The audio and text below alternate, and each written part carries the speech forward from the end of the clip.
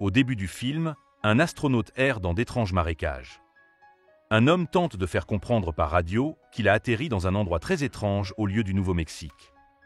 L'astronaute tente d'échapper à son poursuivant, mais trébuche sur une racine d'arbre et tombe entre les griffes d'un énorme monstre. L'action se déplace dans le monde réel. Dans l'émission Today, Rick Marshall, un paléontologue, présente un nouveau livre. Le héros raconte qu'il a dépensé 50 millions de dollars pour élaborer sa théorie.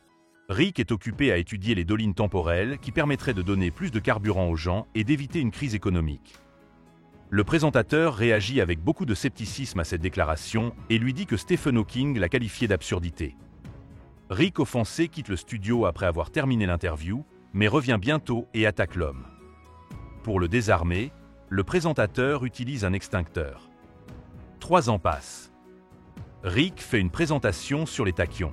L'amplificateur de tachyons créé par le héros permettra non seulement d'avancer ou de reculer dans le temps, mais aussi d'accéder à des réalités alternatives où le présent se mêle au passé et au futur. Cependant, Rick raconte tout cela lors d'une leçon normale, où les enfants sont plutôt préoccupés par la question de savoir si les dinosaures avaient des glandes mammaires. Le héros est abordé par Holly Cantrell, qui a étudié ses écrits et s'intéresse à l'amplificateur de tachyons. Rick lui raconte qu'il n'a pas terminé l'appareil et qu'il est devenu la risée du monde scientifique. Le héros est convaincu que le voyage dans le temps est impossible pour l'instant. Cependant, Holly sort de son sac un rocher vieux de 260 millions d'années qui contient l'empreinte d'un briquet. En plus de cette trouvaille, la femme a également découvert dans le désert des cristaux qui émettent de l'énergie tachyon. Rick est surpris de réaliser que son propre briquet est imprimé dans la roche. Au bout d'un moment, Holly se rend dans le laboratoire du héros et le trouve allongé sur le sol. Rick lui explique qu'il n'a pas mangé depuis longtemps à cause de son travail, puis qu'il fait un festin, à la suite duquel il tombe dans le coma. Holly est surprise de trouver un appareil sur la table et réalise que le héros a finalement terminé l'amplificateur de tachyon. La femme est sûre qu'ils sont sur le point de faire une grande découverte. Elle demande donc à Rick de se lever et de la suivre. Holly propose d'aller dans le désert, là où elle a trouvé le fossile en question. Grâce aux instruments, la femme se rend compte que le champ de tachyon le plus puissant se trouve dans la grotte. Elle est située dans un parc d'attractions à moitié abandonné. Son propriétaire, Will Stanton, qui rêve de s'agrandir avec un immense hôtel et 3 casinos, accepte de les emmener en bateau au cœur de la caverne. Rick ignore l'excursion et met l'amplificateur à fond. Un tremblement de terre se déclenche soudain dans la caverne. L'appareil tombe à l'eau et le bateau, ainsi que les passagers, tombent de la cascade apparue dans la paroi. À son réveil, le héros réalise qu'il s'est retrouvé dans un monde avec 3 lunes. Rick demande à son assistant de conserver un enregistrement vidéo pour prouver à tous que l'amplificateur de tachyon les a transportés dans un monde où le passé, le présent et le futur s'entremêlent. Entendant un bruit étrange, le héros décide d'en trouver la source. Rick aperçoit 3 primates supérieurs en train de se battre. Holly les distrait en criant, et Will décide d'effrayer les ennemis avec un briquet. Cependant, le gars laisse tomber le briquet et les 2 primates s'échappent avec leur proie. Holly tente d'établir le contact avec le primate restant. Il se présente comme Shaka. La femme parvient à entrer en contact avec lui. Cependant, le primate n'aime visiblement pas Rick, bien que l'homme ait décidé d'examiner sa cheville. À cause de lui, le héros, ainsi que ses compagnons, tombent dans une étrange grotte souterraine. Holly explique à Shaka que Rick est leur chef. Soudain, d'étranges lianes s'enroulent autour des voyageurs et les suspendent à une branche.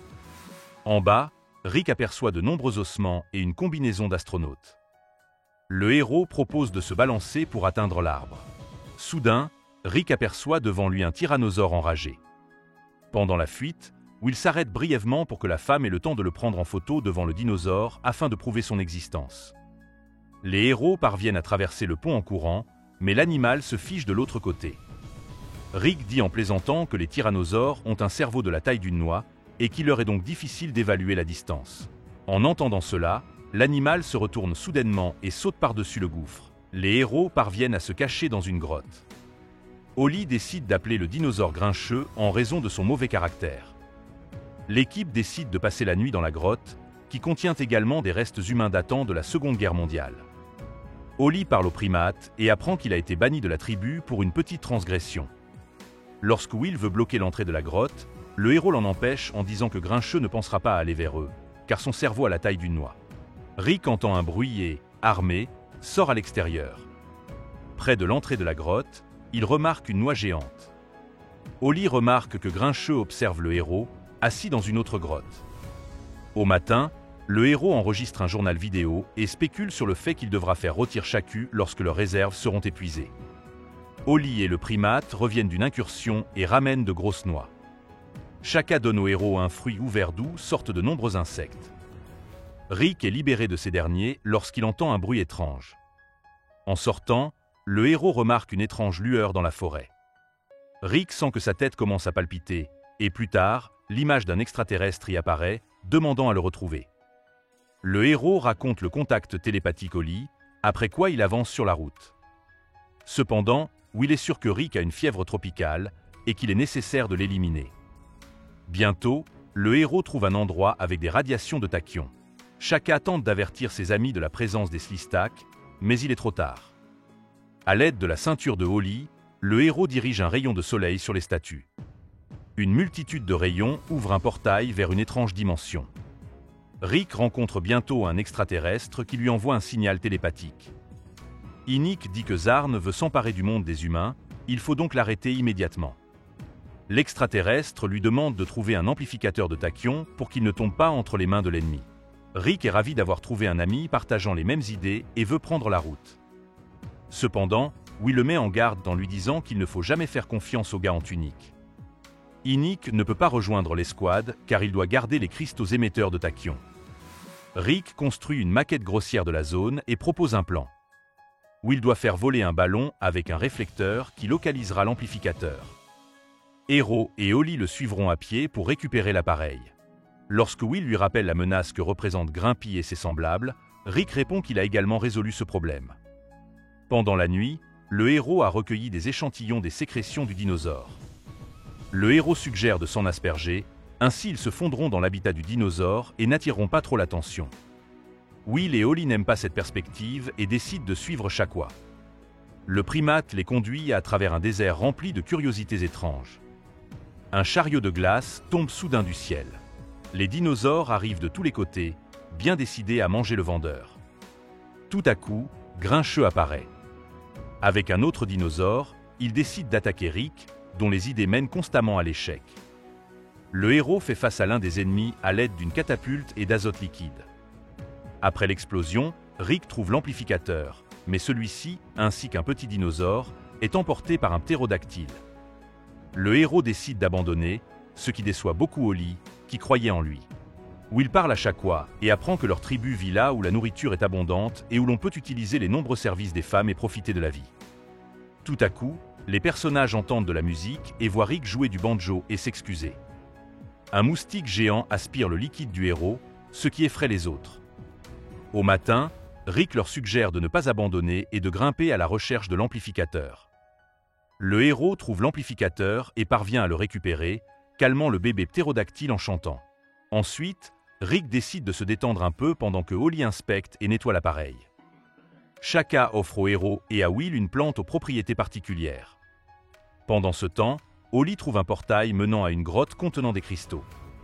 Rick et ses amis tentent de se faire attaquer par un crabe géant, mais celui-ci tombe dans une source souterraine et devient un excellent dîner. Le héros dit qu'il s'est attaché à Chaka, et Will émet l'hypothèse qu'il aimerait rester dans ce monde. Holly apprend que Zarn n'est qu'un hologramme, et que le véritable méchant qui veut s'emparer du monde et le réduire en esclavage est Innik. La femme veut prévenir ses amis, mais se retrouve capturée. Au matin, en se réveillant après une nuit amusante, le héros et ses amis trouvent une grotte et se rendent compte que Holly a été enlevée. Rick parvient à sauver la femme, et pour cela, l'héroïne l'embrasse. Chaka amène Innik, qui avoue qu'il veut asservir l'univers des humains. Soudain Rick est attaqué par Grimpy. Le héros décide de l'aborder lui-même, mais se retrouve avalé. Holly se rend compte qu'ils doivent vaincre Innik pour pouvoir raconter les exploits de Rick. Pendant la bataille contre les Slistak, le héros apparaît soudain en chevauchant Grimpy et sauve la situation tandis que Holly et Will sont perplexes quant à la façon dont il a réussi à sortir et à apprivoiser le tyrannosaure. Après de nombreuses questions, Rick révèle qu'il est sorti d'une manière spéciale et qu'il a soulagé Grimpy de ses douleurs intestinales. Après avoir remercié le tyrannosaure pour son aide, le héros, accompagné de ses amis, s'engouffre dans le portail de l'Innik. Rick entre en confrontation avec l'extraterrestre. Will décide de lui venir en aide, ce qui provoque la chute et l'éclatement d'un des cristaux. Iniq est nerveuse car le passage vers le monde des humains est peut-être désormais fermé à jamais. Rick utilise le cristal accroché au cou de Holly pour rétablir temporairement le portail. Iniq attrape Will, et le héros demande à partir sans lui car il allait de toute façon rester avec Shaka. Rick retourne à la grotte sur Terre et embrasse Holly. Pendant ce temps, Will, avec l'aide d'un primate, vainc Iniq. Maintenant, après avoir éliminé tous les ennemis, les amis décident de se rendre dans l'ancienne tribu Shaki pour profiter de nombreuses femmes, de fruits magiques et de la communication entre eux. Avant cela, ils doivent surmonter un vaste désert. À la fin, Will est frappé par la beauté des femmes qui l'entourent et réalise qu'il n'a pas quitté le monde des humains pour rien. Dans l'émission Today, le journaliste Matt accueille le héros. Rick a sorti un nouveau livre et lui donne un nom plutôt offensant pour un journaliste. Celui-ci ne le supporte pas et se jette sur le héros devant les écrans. Après le tournage, le héros oublie dans le studio un œuf que Holly a trouvé. L'équipe le laisse sur la table, sans remarquer qu'un véritable Slistak commence à apparaître de la coquille. C'est la fin du film. Merci à tous d'avoir regardé ce film jusqu'au bout. Donne un like à cette vidéo. Écris dans les commentaires ce que tu penses de ce film et à bientôt dans de nouvelles vidéos.